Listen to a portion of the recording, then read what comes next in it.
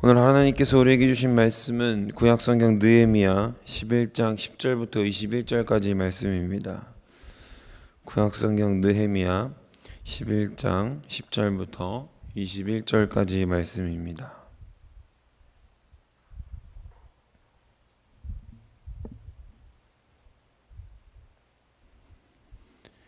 우리 다 함께 하나님께서 우리에게 주신 말씀 함께 받들어 읽겠습니다.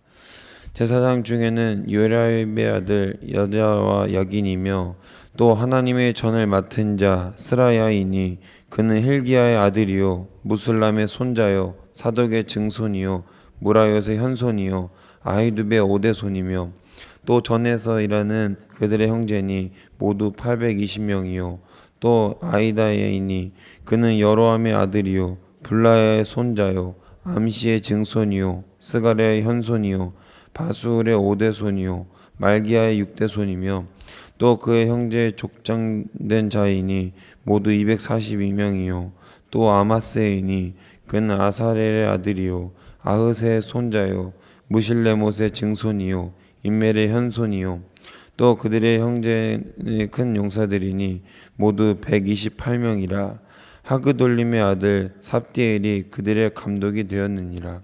레위 사람 중에는 스마야이니 그는 핫숲의 아들이요 아스리감의 손자요 하샤바의 증손이요 분니의 현손이며 또 레위 사람의 족장 삽부대와 요사바디니 그들은 하나님의 전 바깥 일을 맡았고 또 아삽의 증손 삽디의 손자 미가의 아들 마띠아이니 그는 기도할 때에 감사하는 말씀을 인도하는 자가 되었고 형제 중에 벽부야가 버금이 되었으며 또 여두둔의 증손 결렬의 손자 삼모의 아들 압단이 거룩한 성의 레위 사람은 모두 284명이었느니라.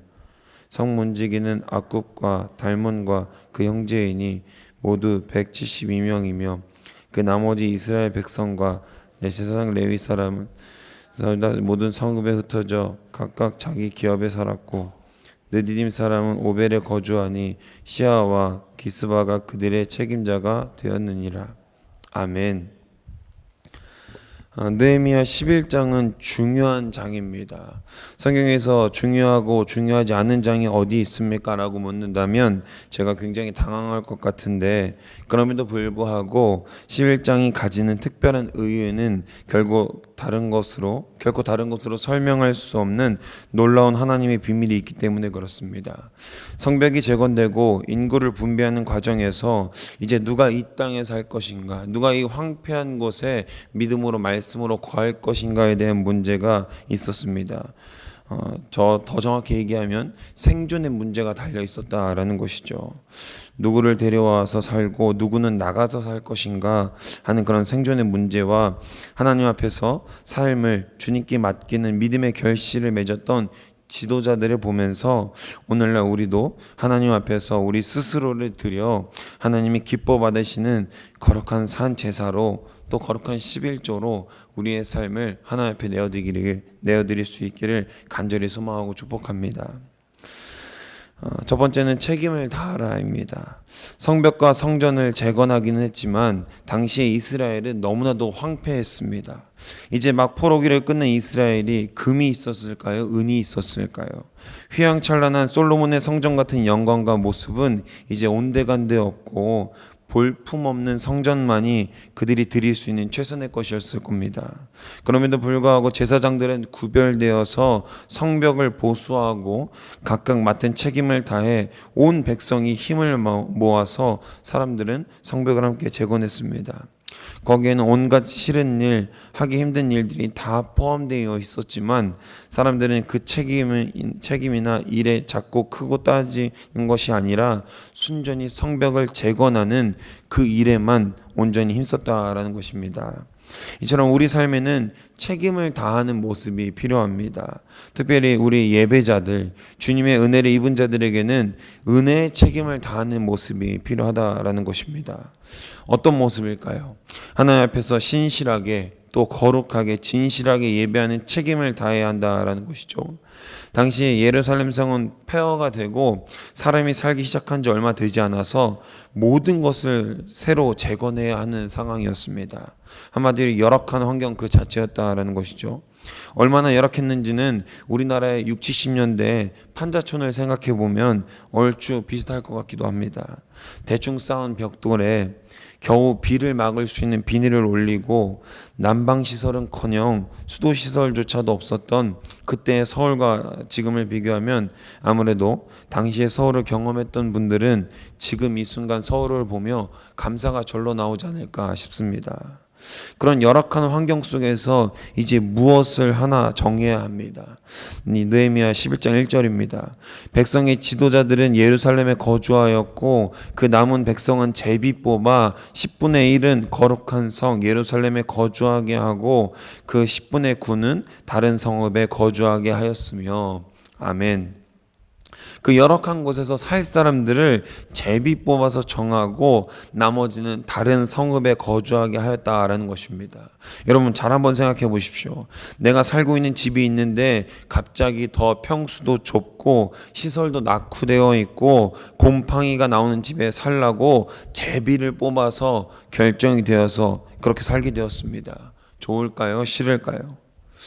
요즘에 이게 갑론을박이 되는 논란거리인데요. 어떤 거냐면요, 밖에 나갔다가 돌아와서 그 옷으로 침대에 가느냐 마느냐 하는 그 논란거리가 있더라고요. 어쨌든 저는 이게 논란거리가 왜 되는지 모르겠습니다. 저는 확실하게 정해져 있거든요. 두 종류의 사람들이 있다고 하니까 논란거리라고 하는데, 저는 밖에 입고 나갔다 온 옷을 입고는 절대 침대에 올라가지 않습니다. 반드시 몸을 정결하게 씻고 최대한 깨끗하게 한 뒤에 침대에 올라갑니다. 저희 집에서 저희 침대는 성역입니다. 성역. 밖에 나갔다 온 핸드폰을 가지고 올라갈 수도 없습니다. 핸드폰도 반드시 알코올로 소독을 한 뒤에 이제 침대로 가지고 올라간다라는 거죠. 그렇게 깨끗이 사용해야 합니다.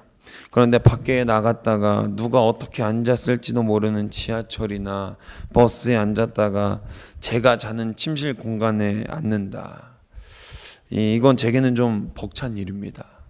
그런데 만일 하나님이 이제 제비를 뽑았으니 그 결과대로 박 전도사는 곰팡이방 이렇게 결정이 되면 저는 정말 힘들 것 같다라는 거죠. 이스라엘은 더욱이 아무것도 없는 곳에서 황폐한 곳에서 살라는 명령을 받게 됩니다. 이 얼마나 납득하기 어려운 결과입니까? 근데 본문을 자세히 보면요, 더 심각한 문제가 등장합니다. 백성의 지도자들은 예루살렘에 거주하였고 이들은 제비를 뽑지도 않습니다. 그냥 무조건 순종입니다. 그리고 그냥 당연히 예루살렘에 사는 겁니다. 왜?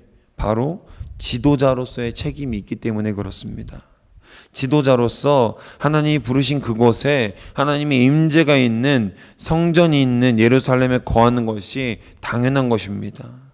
사랑하는 여러분, 책임질 수 있는 자리, 그리고 책임을 다하는 그 자리를 갈망하시고 꿈꾸시기를 간절히 소망합니다.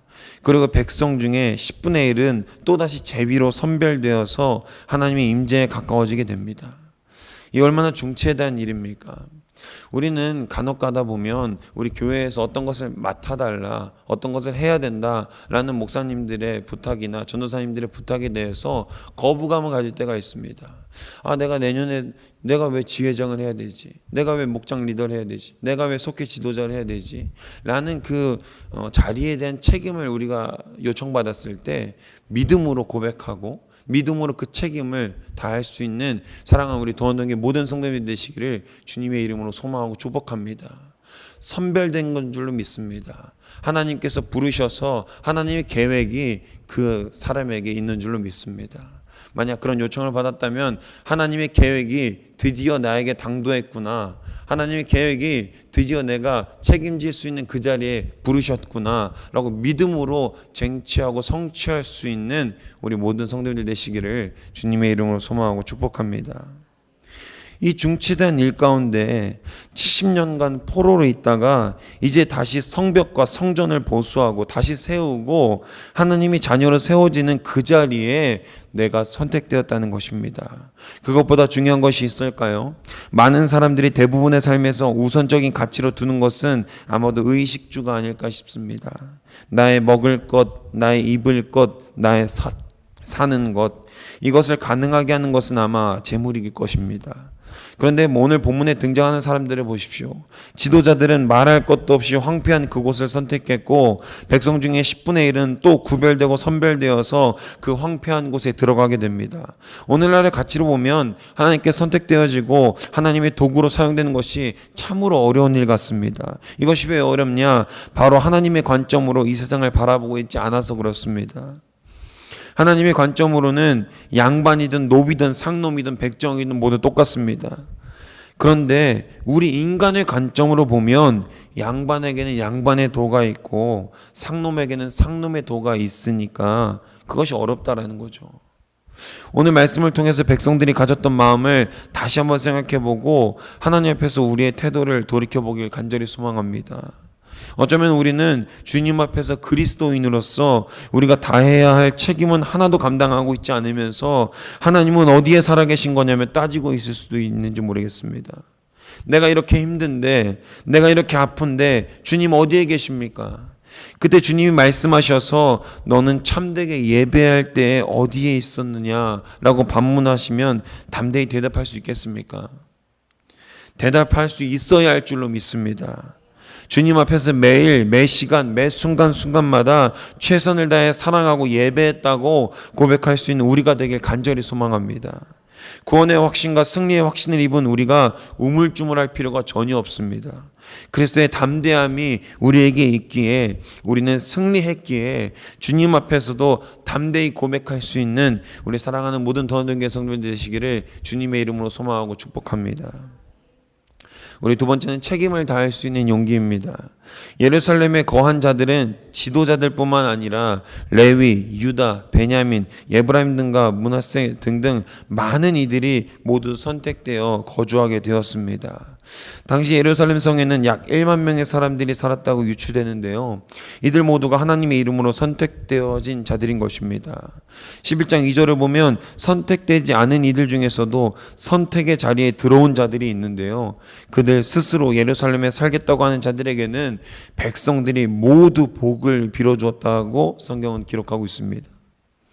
그만큼 예루살렘에 산다라는 것은 어렵고 힘들고 결단이 필요한 일이었다라는 것을 우리에게 잘 보여줍니다. 사랑하는 여러분, 그리스도인은 이런 태도가 필요합니다. 남들이 하겠지, 내가 나서서 나 하나쯤은 뭘 하나 같은 아니란 생각 말고요. 남들이 하기 전 내가 먼저 해보면 안 될까요? 느헤미야서를 우리 계속해서 새벽마다 읽고 있습니다.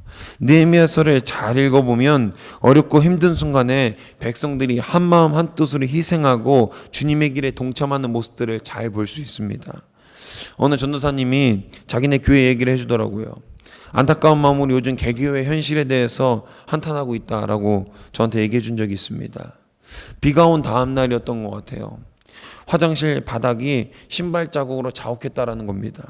그러면 일반적인 성도라면 어떤 모습을 보여야 할까요? 1번 청소도구를 찾는다, 혹은 물이라도 뿌려서 닦아본다. 2번 관리권사님을 불러서 주의를 주고 청소를 시킨다.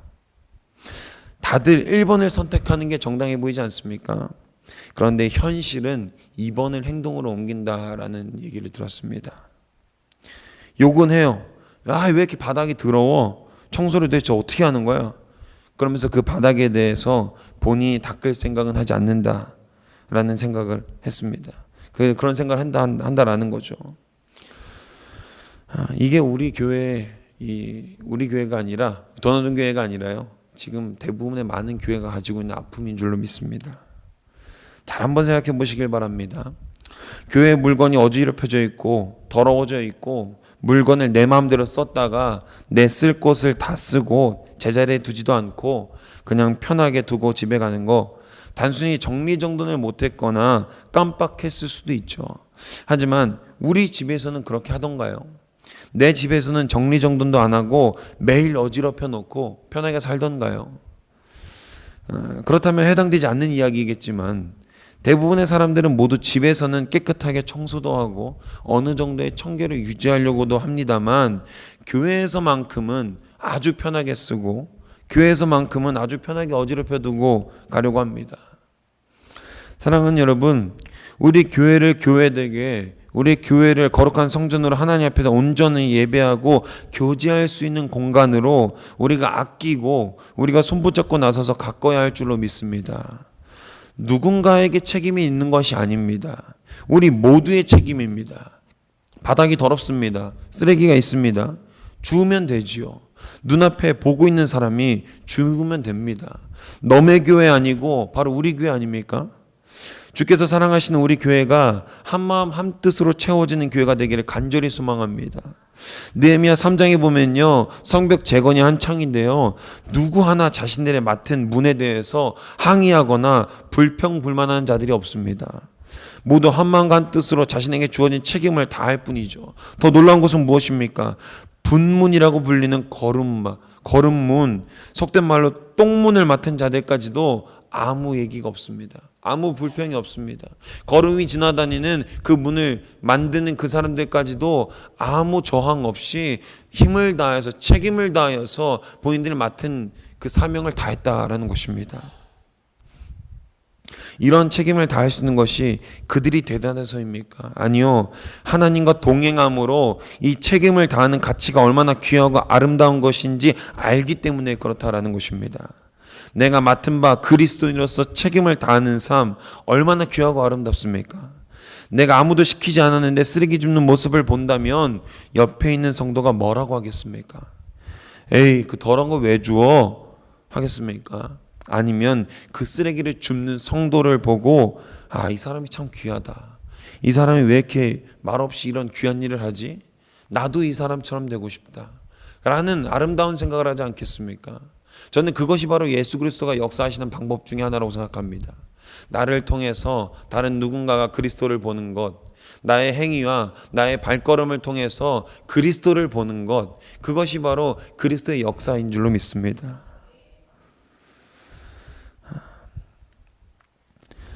그리스도인은 누가 알아줘서 행동하는 자들이 아님을 기억하시길 바랍니다. 하나님 앞에서 자기를 내어드리고 헌신하고 희생하는 자들, 봉사하는 자들, 그렇게 하나님 앞에 선택된 자들은 반드시 하나님의 귀한 축복이 있는 줄 믿습니다. 할렐루야, 할렐루야. 출애굽기 3장에서는 모세가 호렙산 떨기나무 아래에서 하나님께 백성들을 인도해내라는 사명을 받는 장면이 나옵니다. 거기에서 모세는 그렇게 대답합니다. 주님, 제가 무엇이라고 이스라엘 자손을 이집트에서 데리고 나옵니까? 주님이 말씀하십니다. 내가 가라고 하니까 가라. 주님, 가서 뭐라고 합니까? 누가 보냈다고 합니까?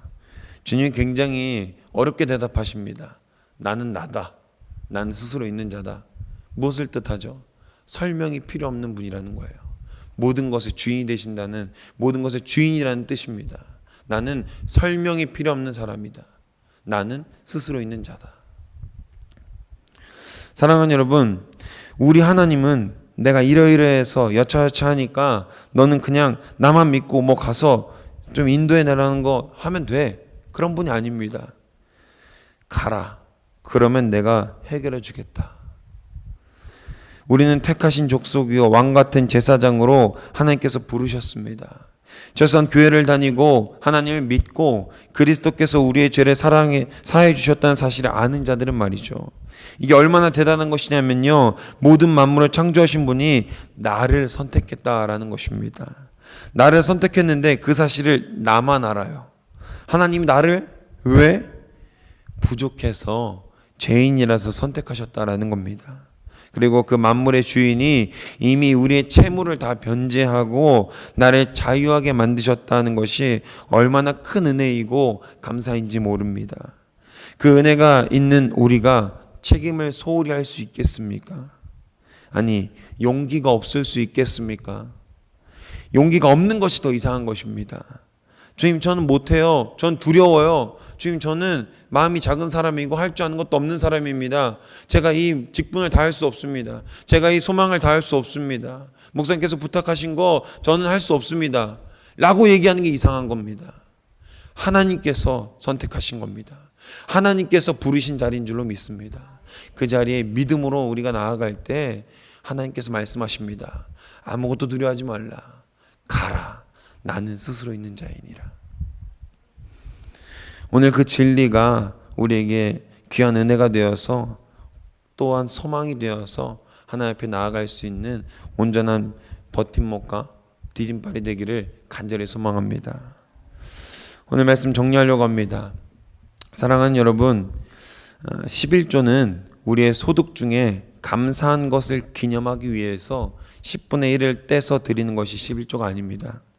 본질적인 의미에서 11조는요, 열의 9을 하나님이 우리에게 허락하신 것, 조금 더 자세하게 들어가면 그런 의미가 더 가깝습니다. 우리가 기념하는 것이 아니라 열의 열이 주님 것인데 주님이 우리에게 9을 허락하신 것입니다. 그것이 바로 은혜이고 그것이 바로 11조의 본 의미입니다. 물론 이게 물질적인 부분만 생각하면 조금 아깝습니다. 내가 애쓰고 수고하여 만든 수입인데 거기에 10분의 1을 떼라고? 말도 안 돼. 실제로 교회를 오래 다니고 믿음 생활을 꽤나 했다고 하는 분들 중에서도 11조를 드리지 않는 분들이 종종 있습니다. 어렵죠. 힘듭니다. 막연하게 믿음 생활하니까 해 라고 강요할 수 있는 부분은 절대 아닙니다. 그래서 11조는 순전한 믿음의 고백이라고 하는 것입니다. 그리고 믿음의 고백은 교회에 많은 것을 담당하고 있습니다. 어제 우리가 읽었던 본문 11장 1절에서도 10분의 1을 구분하여 예루살렘의 인구를 배치하지 않습니까? 그리고 그들은 어려움 가운데에서도 자신들의 터전이 있던 그 순간에도 순종함으로 10분의 1에 들어가 예루살렘 성에 거하는 일에 동참하게 됩니다. 어떤 사람들은 택함을 입지 않았는데도 불구하고 그 스스로 택함에 불려 자원합니다. 우리의 믿음 가운데 이러한 책임이 있기를 간절히 소망합니다. 하나님이 우리에게 가라고 하시는데 누가 우리를 말릴 것이며 누가 우리에게 패배를 안겨줄 수 있겠습니까? 주님의 이름으로 책임지는 그 일들 가운데 우리에게 실패는 없는 줄로 믿습니다. 일개미 법칙이라는 것이 있습니다. 어떤 거냐면요, 100%의 그 그룹 중에서 일하는 개미는 20%밖에 없고 나머지 80%는 논다라는 거죠.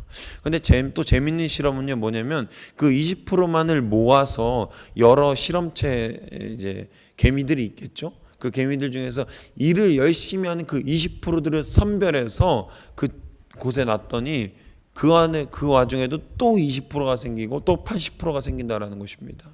되게 놀라운 일이죠. 그런데 그 20%가요, 우리 도남동교회 안에서는요, 그 20%가 80%가 되는 것이 아니라 그 20%가 온전히 100%가 되어서 하나님의 일들을 감당하고 하나님께서 우리에게 부르시는 그 소명과 사명을 온전히 성취해낼 수 있기를 간절히 소망합니다. 어떤 곳에 가든지 나는 지금 이 자리에 있는 우리 더한동교회 이름으로 부르신 모든 성도님들은요, 그 일자라는 20%, 열심히 일하고 책임을 다하고 그리스도인으로서 나에게 맡겨진 사명을 감당하는 온전한 20%가 될 줄로 믿습니다. 믿으십니까?